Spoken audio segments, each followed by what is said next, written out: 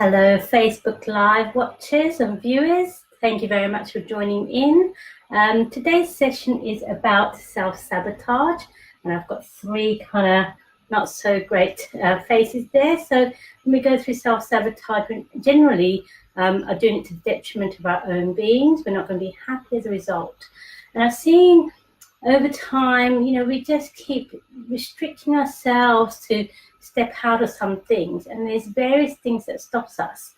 But according to the Tantric version of yoga, there are three main reasons why we go into self-sabotage mode. So one thing great about yoga is that it really gives us all the information we need to be happy and to get out of where we're at or our struggles. And we just got to find where that information is. So hopefully this is going to clear up some things for you. So let's start with our blue man from last week, if you remember. 7 main energy centers in the body. And really when we're talking about self-sabotage, we're going to look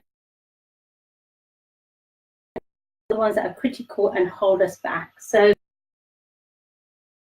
the last 3 people are my beautiful artistic version. So the first one that we want to look at is what they call Annava. Annava is a name given where we self-sabotage from the heart space.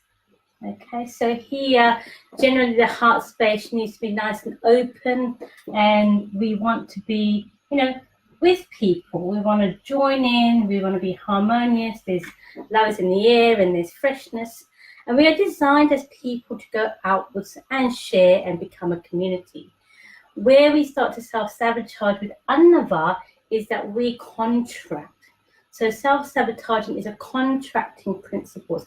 How do we contract? Instead of this heart going outwards to other people, it's going inwards. And this behavior of going inwards will give us some qualities. Basically, one would feel isolated. They will feel alone, isolated. They don't feel as though they can speak to anyone. So it's like I'm on my own. Nobody understands what I'm going through. Nobody understands. And then what we end up doing is, because we're feeling like that, we actually walk around as if we've got, we're kind of hiding. So I just kind of, we're hiding away from the world. And even though we're out there with people, we're actually walking around like that. And so it's that nobody knows me, nobody can see me, I'm alone, and nobody can help me out. So here, the principle here is if you're walking around like that, that's the energy you're putting out. And so then you're going to further contract yourself, and it doesn't really help you. Here also, sometimes we don't feel safe. Okay, we feel, I'll put that, unsafe. And yeah, sure, there's some things that's happened that might make us feel unsafe, but sometimes it's just a fear of. So it depends on where you're at. And this we self-sabotage by doing more and putting more stresses on ourselves. So we want to do the opposite. So I'll come to how we will do the opposite to this. But basically, you're feeling as if it's just you and the world. So that's one where we kind of don't feel so happy. The second one that we end up self-sabotaging, if I use maybe, let's use this one, is really we're in that third eye center all the time. And here the Sanskrit word for this is Mahiya. Mahiya means to measure. We're constantly measuring ourselves to what? There's always pluses and minuses, right? So he's got this, I've got that, she's got this, I've got that, and I don't have this and they have got that kind of thing. So it's okay to measure so long as it doesn't contract you. And somebody with this kind of philosophy or mindset are very much, they have the smiley, they don't have the smiley face, they have that kind of face where the brows and kind of like this, they're not actually happy. So they have that worried kind of look and always measuring themselves. What happens here is that you end up being more judgmental. Okay, so we're judging ourselves based on what's happening around us or what's happening with friends or family members. Remember, judging doesn't really help us expand. So we come into that judgment. We also come into that area of criticism. Okay, we then criticize about our hair or how tall we are, what clothes we're wearing, what's latest and greatest. And it's always, oh, that could have been a bit better, and we could have done that. So we actually put that criticism on others as well. And that kind of, what that does, it allows us to be kind of really focused, but doesn't allow us to expand, but it sabotages us because nobody would like to be criticized or judged. And so they will stay away from us as well. So we would also hold that quality to isolate ourselves from other people. With something like this particular person will pretty much be a perfectionist, okay? Everything's got to be perfect.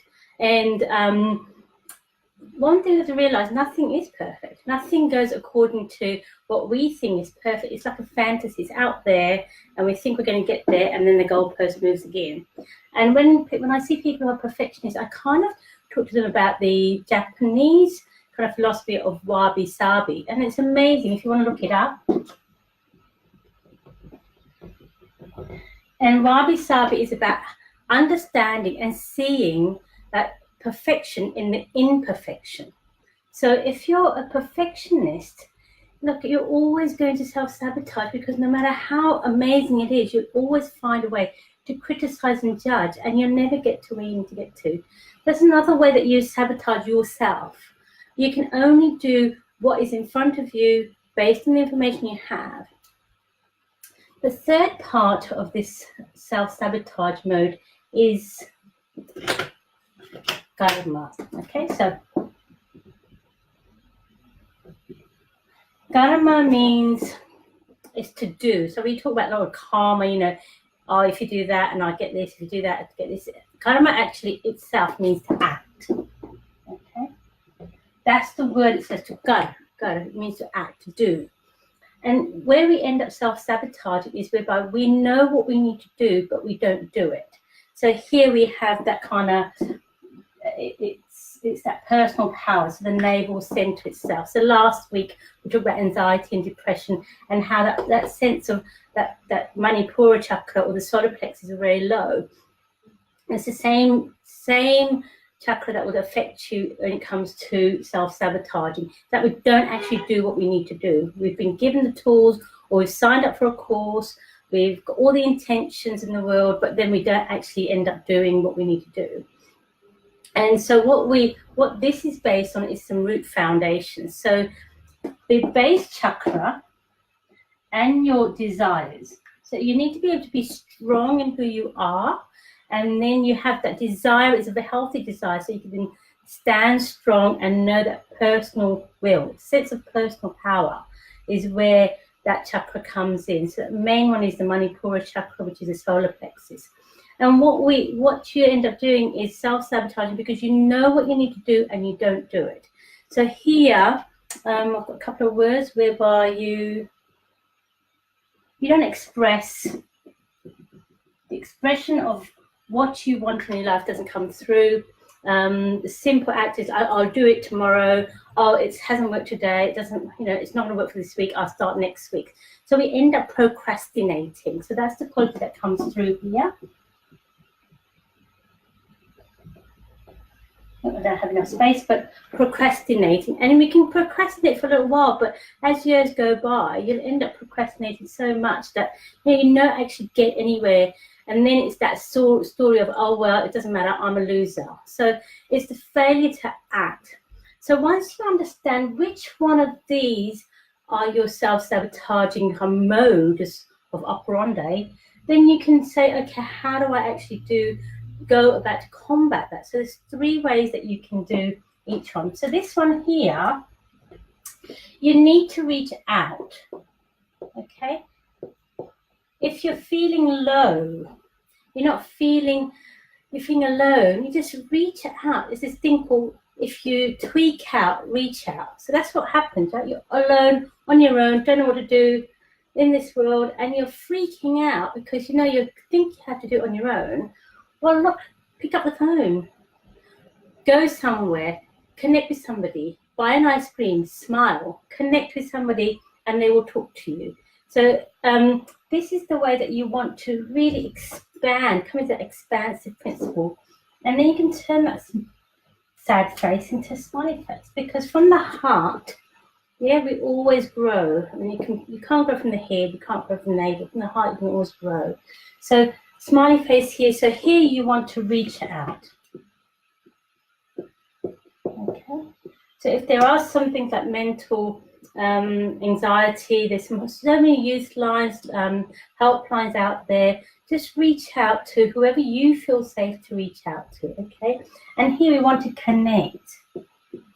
Is there somebody out there who can just sit and listen, where you feel you can have that openness, even that one person with you, you feel you're not alone. So this is the way to unravel self-sabotage technique, if it's from the heart and if you're feeling alone all by yourself, nobody understands me, well, somebody will. Okay, there's somebody out there in the millions and millions of people in the world who just got to find that one person to get you out of that mode. When you are in the Mahima kosha, and this is measurement, so here we have to be empathetic to ourselves and to others, okay? So here we want to be softer, empathetic, okay? You want to have empathy towards this person. So if somebody's doing more better than you, then, be humble enough, rather than like this, to go in there and say, well, what do you do? And how can I learn? What can I do to continue or learn from people? So this is the way that you can come out of this measurement and judgment. Also, you want to connect. It's the same thing once again. Connect with people, right? And when you're connecting with people, you can really understand, their path is their path, and their greatness is their greatness. Their smartness is their smartness. But we all have our own smartness and our own greatness. And what we do, we forget about our own self when we're constantly looking at other people. And here when we come to that criticism, that critical mind, cut it out. Okay, we don't want no more criticism. So any criticism that we have, you want to cut it out, okay? It comes in, you got to find a tool saying, I'm a heart, I'm open, they're good at their stuff, I'm good at mine. Okay, so that's one way to not constantly self-sabotage your way through. Finally, you want to get rid of this karma, self-sabotage, it's like that procrastination.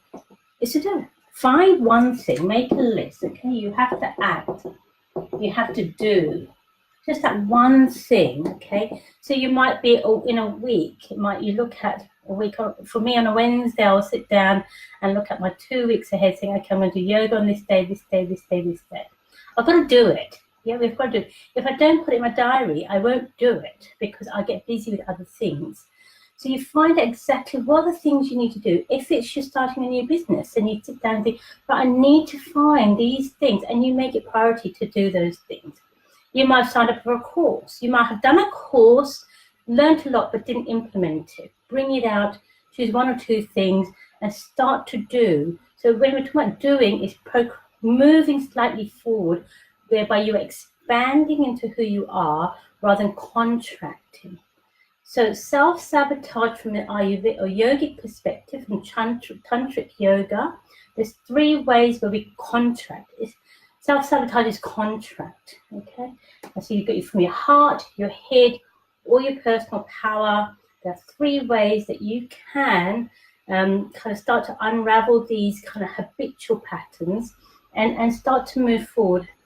If you need a helping hand, always here, or find somebody that can lead you down these tracks. So hopefully this has shed a little bit of light and you can start moving on. So if you wanted, I find that being accountable to somebody really helps. If you can find an accountability partner, a friend sometimes can, but they kind of like you. So make it more of an arrangement that they definitely hold you accountable, and you have that working relationship. And if you need that, call me. I'm here. I'm happy to keep you accountable, get you moving on. So thanks for joining on for our live session today. If you found this interesting, please do share. Until next week, if you've got any questions at any part of the mind, body, spirit, or any part of life that you feel you want to get some answers on, send those questions through, and I'll see if I can wrap that up in something nice to share with you. Thanks. Have a great week ahead.